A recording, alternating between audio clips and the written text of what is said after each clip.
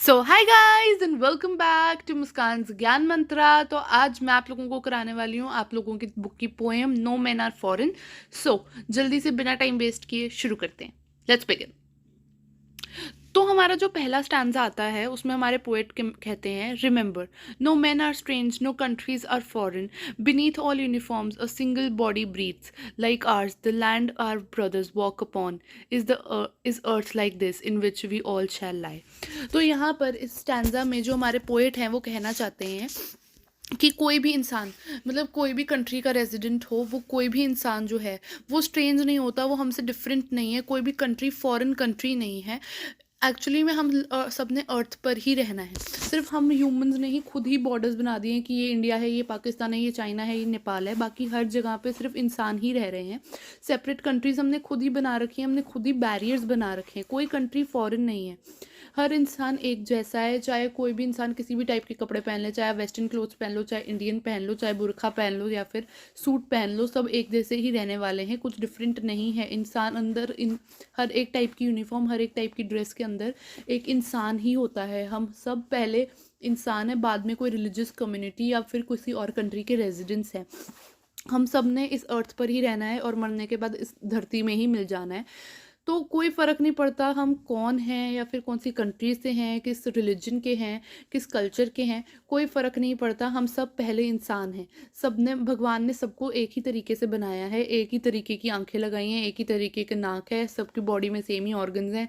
किसी के पास ज़्यादा दिमाग नहीं है, किसी के पास कम दिमाग नहीं है। सब हर एक ही तरीके से सांस लेते हैं, एक ही तरीके से दुनिया को देखते हैं। तो कुछ भी डिफरेंट नहीं है, ठीक है।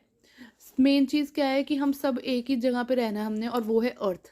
हमारी कोई कंट्री मैटर नहीं करती, जो जहाँ हमने रहना है वो है अर्थ। तो हमें सेंस ऑफ ब्रदरहुड के साथ रहना चाहिए, सबके लिए अच्छी भावनाएं रखनी चाहिए दिल में।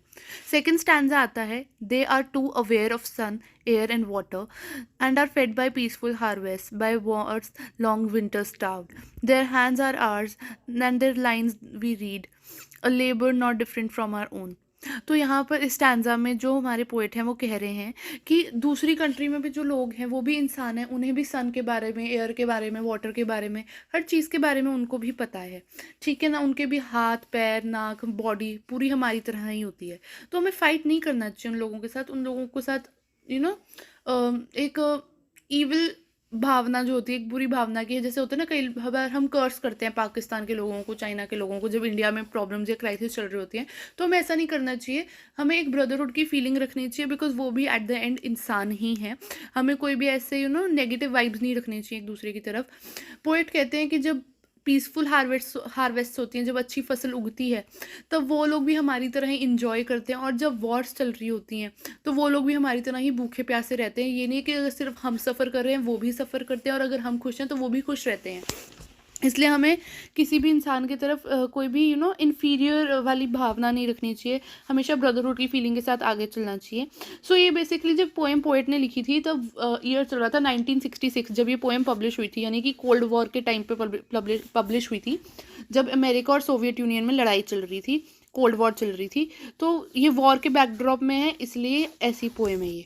अब जो थर्ड स्टैंजा आता है, remember, they have eyes like ours that wake or sleep, and strength that can be won by love. In every land is common life that can be recognized and understand. तो इस stanza में poet कह रहे हैं कि भगवान ने जो भी दूसरी कंट्री के लोग हैं, जो हमारे ब्रदर्स ही हैं, एक तरीके से हमारे ब्रदर सिस्टर, हमारे अपने ही हैं, ह्यूमंस ही हैं, उनको सेम तरीके से ये आंखें दी हैं, जो सोती हैं जागती हैं, वो भी सेम तरीके से दुनिया को देखते हैं। स्काई है, पानी है, ठीक है, सबकी सिमिलर ही अपीयरेंस है, भगवान ने बनाई है, सबको एक तरीके से ही बनाया है, कोई डिफरेंस ही नहीं है किसी भी उसमें। और पोएट इसमें बता रहे हैं कि उन लोगों के पास भी दिल है, उन लोगों की भी अपनी स्ट्रेंथ्स हैं जिन्हें हम जीत सकते हैं, प्यार से, शांति से, पेशेंस के साथ जीता जा सकता है। उन लोगों को भी हमारी तरह ही समझाया जा सकता है। मतलब आप एक दूसरे को अपने पॉइंट ऑफ व्यूज़ बता सकते हो, अगर आप प्यार से, पेशेंस के साथ एक दूसरे को समझने की कोशिश करो, क्योंकि हर जगह पे लोग सेम ही हैं, सबके अंदर दिल है, सबके अंदर आंखें हैं। हर तरीके से लोगों को समझाया जा सकता है, अपना बनाया जा सकता है। जस्ट आपको पेशेंस रखनी होगी, प्यार रखना होगा। अगर आप ऐसा करोगे तो कोई भी वॉर्स नहीं होंगी, हर जगह पीस ही पीस बनी रहेगी। ठीक है, कोई भी फाइट नहीं होगी, हर जगह पीसफुल एटमॉस्फेयर होगा। अब जो हमारा फोर्थ स्टैंजा आता है, उसके अंदर पोएट कहते हैं, let us remember whenever we are told to hate our brothers it is our self that we shall dispossess, betray और condemn. Remember we are who take arms against each other. तो इस poem में, इस stanza में जो poet हैं वो बताने की कोशिश कर रहे हैं कि हमें हमेशा एक चीज़ याद रखनी चाहिए कि अगर हमें कभी भी कोई कहता है कि उस कंट्री के लोग तुम्हारे दुश्मन हैं, या फिर उस कंट्री का इंसान, ये वाला इंसान तुम्हारा दुश्मन है, ये लोग तुम्हारे एनिमी हैं, तो हमेशा याद रखो कि जब तुम्हें कोई सिखा रहा है ना कि वो दूसरा बंदा तुम्हारा एनिमी है, तो मतलब हम अपने आप, अपने साथ ही, अपने खुद के साथ गलत कर रहे हैं, हम अपने साथ गलत कर रहे हैं। नेगेटिविटी, ऐसी नेगेटिविटी को अपने अंदर भर कर, हम ऐसी गलत चीज़ों को सोचकर, ऐसी नेगेटिव वाइब्स को अपने अंदर रख के गलत कर रहे हैं। ये हमारी गलती है और हमें इसे नहीं करना चाहिए। वॉर जब होती है, जब लड़ाई होती है, तो दोनों पार्टीज में से कोई एक पार्टी जीतती ज़रूर है, लेकिन दोनों ही पार्टीज, दोनों ही साइड में लॉस बहुत होता है। इसलिए हम ये नहीं कह सकते कि वॉर में गलती किसी एक की थी, गलती भी सबकी होती है, वह हथियार भी सब उठाते हैं, तो गलती भी सबकी है। अब जो लास्ट स्टैंजा आता है, in the human earth that we defile our hells of fire and dust, outrage of innocence, of air that is everywhere our own, remember no man are foreign, no countries are strange.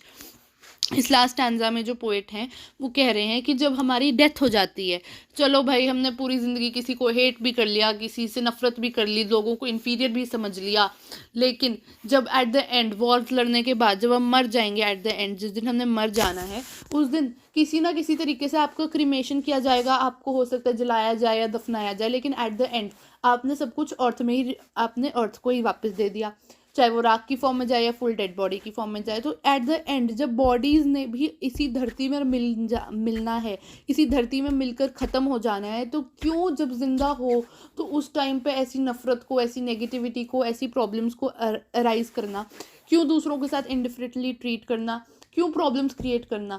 तुम जिस atmosphere में रह रहे हो वो हर जगह same ही है, हवा हर जगह सेम ही होती है, पानी हर जगह सेम ही आता है, कोई डिफरेंस ही नहीं है, तो क्यों इतनी नेगेटिविटी, इतनी प्रॉब्लम्स और ये सारी चीज़ों को राइज करना ताकि आपकी पीस ख़त्म हो।